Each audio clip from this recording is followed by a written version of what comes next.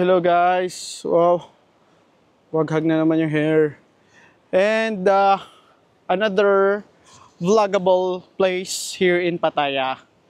Yung Three Mermaids Cafe, dinaanan namin, ang lapit lang niya dun sa Big Buddha statue. Kaya ito yung second spot na pupuntahan nyo talaga pag pumunta kayo ng Big Buddha statue. Ayan.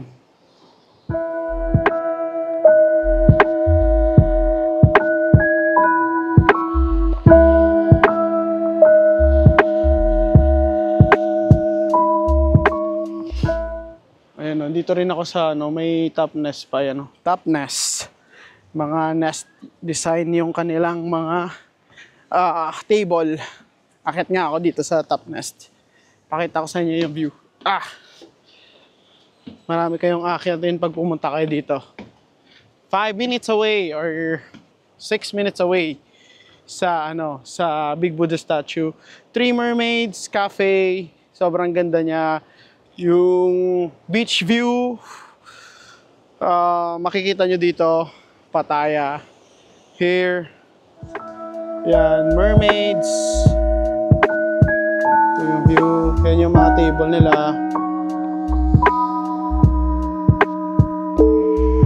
Ayan.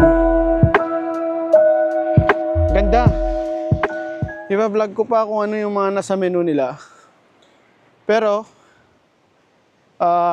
nakita ko kanina, may pagka-expensive nga yung menu nila.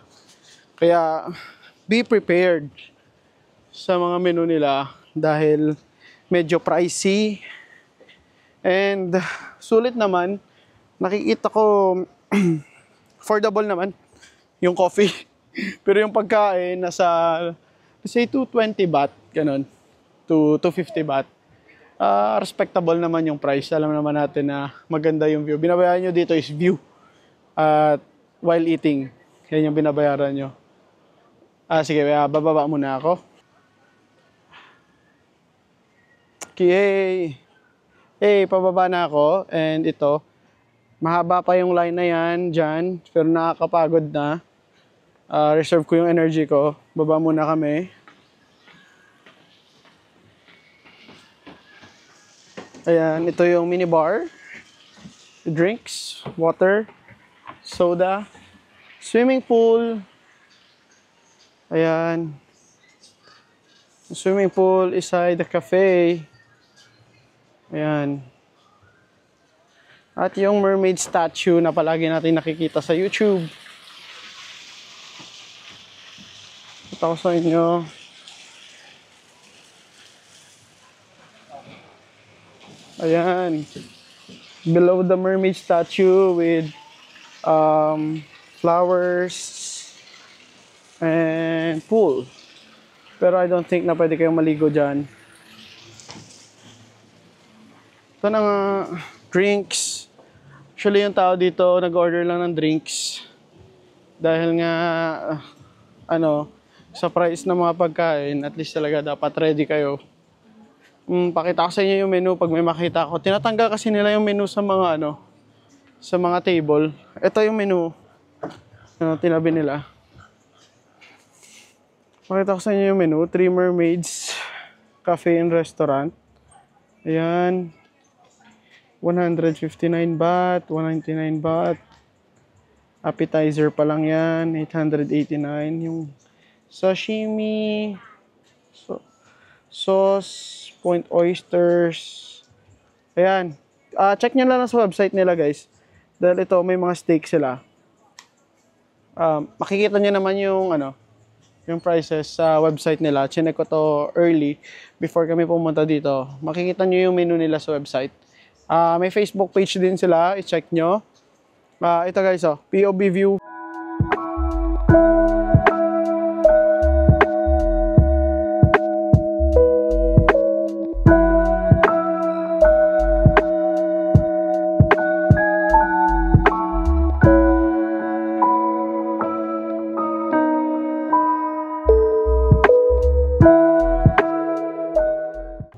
Bar, mini bar nila.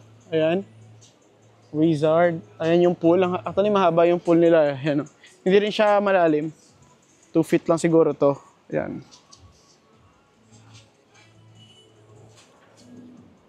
So, ayun. May pool din, another pool extension. Halika.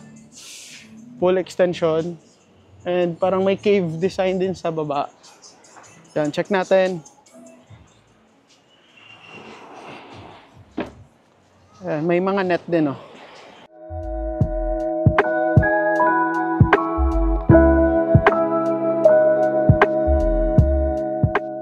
May nakabantay din pala dyan pag dumadami na yung tao, may nakabantay dyan.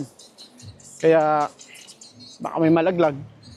Ingat din kayo pag pumunta kayo dito, syempre. Baka malaglag kayo. Hindi ko alam kung may net dyan sa baba, pero I will not attempt. At meron pala silang private room dito. If meron kayong events, pwede kayong dito mag-book. May pera kayo. Ayan, ito. Yung view going sa event center nila.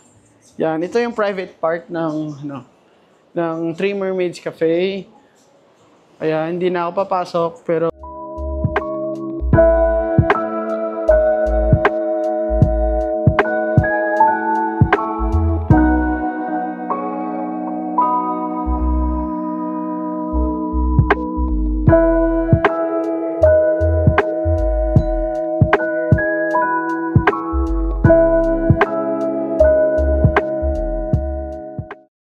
siguro yung gagawin ko is mag-vlog lang dito.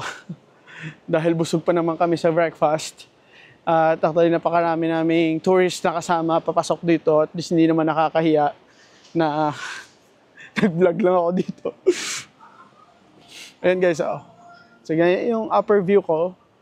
Ito yung view ko, walking view. Yan. Yung mga sky nest. Yan. Electric fans. Dahil sobrang init ng Pattaya, there are seasons na sobrang init ng Pattaya. Ayan, dito muna tayo.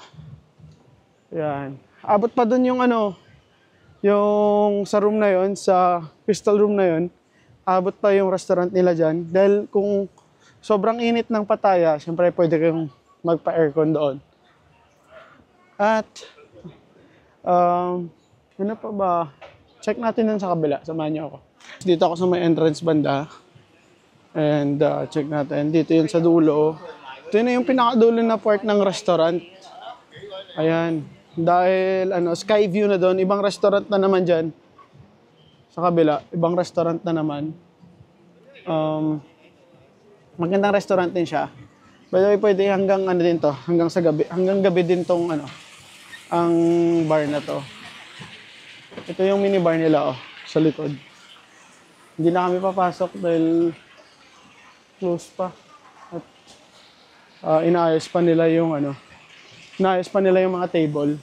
Ayan, mga workers, inaayos pa nila yung mga table. Ang ganda.